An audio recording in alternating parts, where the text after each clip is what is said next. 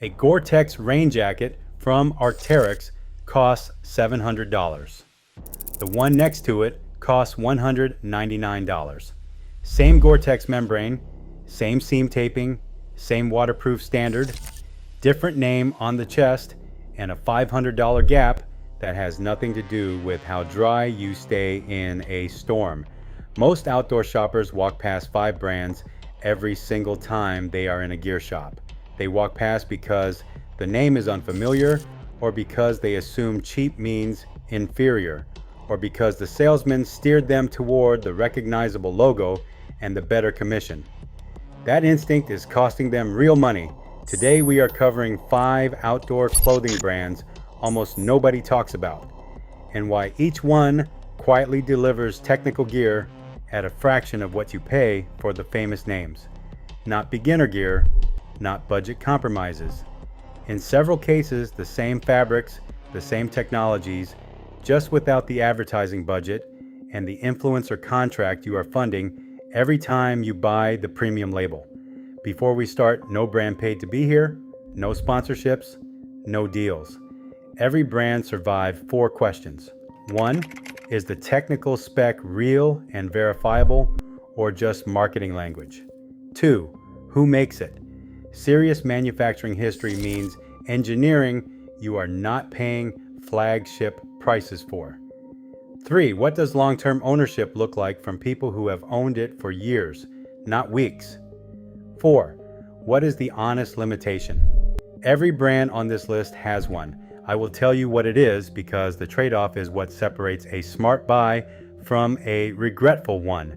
Run those questions and most of the mystique around premium outdoor labels disappears. Starting at number 5. Number 5, Columbia Sportswear. Most serious outdoor people dismiss Columbia on sight. The name reads as mall gear, the jacket your neighbor buys on sale because she recognized the logo. That reputation is the direct result of Columbia's strategy to serve the mass market, and it has made the brand's actual technical capability almost invisible to the people who would benefit most from knowing about it. Columbia was founded in Portland, Oregon in 1938, when Patagonia and the North Face repositioned themselves as premium aspirational labels in the 1990s. Columbia went the other direction, committed to making technical gear accessible without the premium price. That choice earned it the budget label. It also built Columbia into a multi-billion-dollar independent company with R&D scale that most competitors cannot match.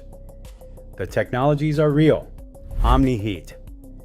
Reflective uses silver dots on the interior lining that bounce radiant body heat back to the wearer, same physics as emergency space blankets. National Geographic's Adventurer Awards recognize Columbia's Omni-Freeze technology for textile innovation. Not a retail award, a technical one. Omni-Tech is Columbia's proprietary waterproof breathable membrane, not Gore-Tex. It does not match Gore-Tex Pro in sustained extreme rain, but it handles the conditions representing 90% of recreational outdoor use: hiking, moderate rain, ski resort days without the $300 premium. The number, a Columbia jacket, retails $150 to $200. A comparable North Face jacket runs $300 to $400. Multiple gear comparison sources put Columbia at 75 to 80% of the performance at 40 to 50% of the price. Columbia also runs seasonal sales at 40 to 50% off, and that depth and frequency the premium brands rarely match. The honest limitation. Construction finish is not Arc'teryx or Patagonia. Hood engineering, zipper placement, seam precision, you feel the difference if you are a technical mountaineer at the outer edge of weather tolerance. If you hike, camp, and travel without making extreme weather the primary adversary, Columbia is one of the most honest value propositions in outdoor clothing. It is also independent, not owned by VF Corporation. it invests its own capital into its own product. The buyers who know this arrive as dry and warm as their friend in a $600 Arc'teryx shell. Then they buy something else with the money they did not spend. Number 4, Marmot. Ask a seasoned mountaineering guide what he wears on technical routes in the Cascades. He does not always say Arc'teryx, he often says Marmot. When asked why, he says it performs the same, costs less, and he goes through gear fast enough that the difference matters. Marmot was founded in 1974 in Colorado by 2 serious alpinists who needed gear built for real mountains, not catalogs. The DNA is technical from the start. A waterproof hardshell from Marmot runs $200 to $250. Patagonia runs $300 to $350. Arc'teryx runs $500 to $700. In many cases, it is the same Gore-Tex membrane, the same waterproof rating, similar seam taping. What is different is brand positioning, marketing spend, and in Arc'teryx's case, construction precision that is genuinely best in class, but that most users will never exercise in the field. Marmot's NanoPro waterproofing is a proprietary waterproof, breathable membrane with a legitimate hydrostatic head rating, not a marketing term. Field comparisons have placed NanoPro jackets in competitive territory with mid-range Gore-Tex shells. Where Marmot uses Gore-Tex directly, you pay significantly less than Arc'teryx or Patagonia for the same membrane because you are not paying for the brand. Long-term reviews from our ultralight and mountaineering forums say Marmot gear, when treated well, lasts 5, 7, sometimes 10 years. What fails in technical jackets over time, such as coatings, zippers, and seam tape, fails at comparable rates regardless of whether the label reads Marmot or Patagonia. The honest limitation is style. Marmot's silhouette is utilitarian. It does not double as urban outerwear. For the user who wants gear that works and can live without the premium brand signal, Marmot is the most underrated technical outdoor clothing brand in North America. It undercuts Patagonia by 20 to 30% and Arc'teryx by 40 to 60%. The gear is in every major outdoor retailer. Most shoppers walk past it to the Arc'teryx display. Number 3, Grundéns. Most people in landlocked states have never heard this name.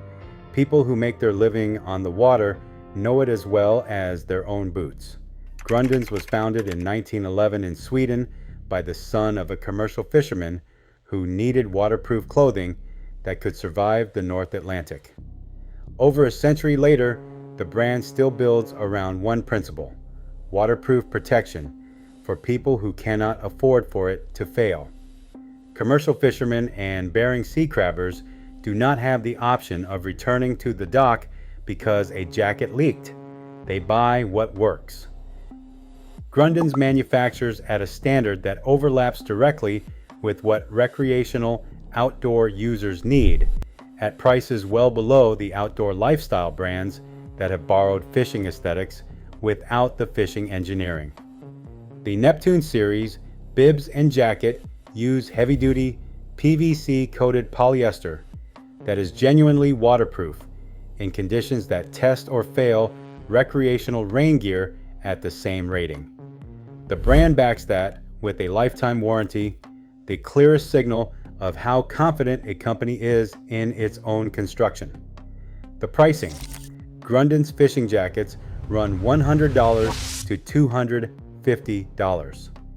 Comparable rain gear from Simms or Helly Hansen runs $200 to $500 for similar waterproof ratings.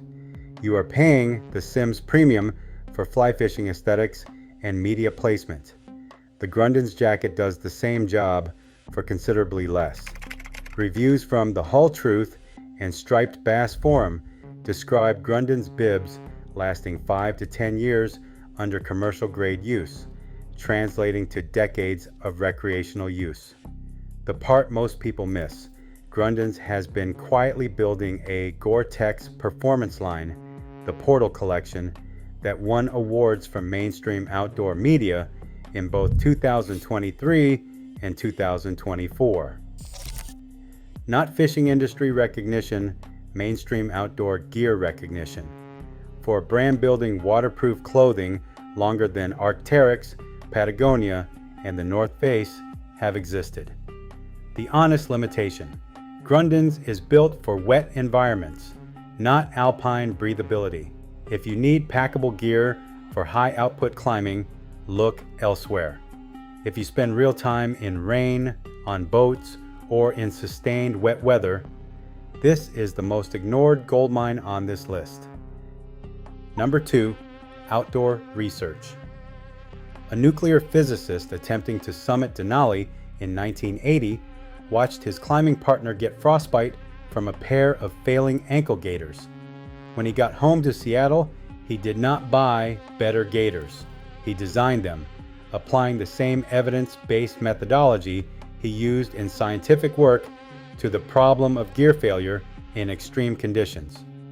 That physicist was Ron Gregg. The company he founded was Outdoor Research. That origin is not marketing copy. It is the design philosophy of a brand that has spent over 4 decades building technical gear the way an engineer solves a problem, to identify where existing solutions fail and to build something better from the evidence. The result is a brand that mountain guides, search and rescue teams, and military units have trusted for decades, while recreational buyers walk past it because it lacks the cultural cachet of the brands it competes with technically. The catalog is built on Gore-Tex and Pertex construction. The Helium rain jacket, Outdoor Research's best-known piece, is Pertex Shield diamond fused nylon. It is fully seam taped and it packs to the size of a fist. It retails around $180. The Patagonia equivalent runs $250. Arc'teryx starts at $350. The Outdoor Research Foray Gore-Tex jacket retails around $350, which is below where Arc'teryx Gore-Tex shells begin. The community proof.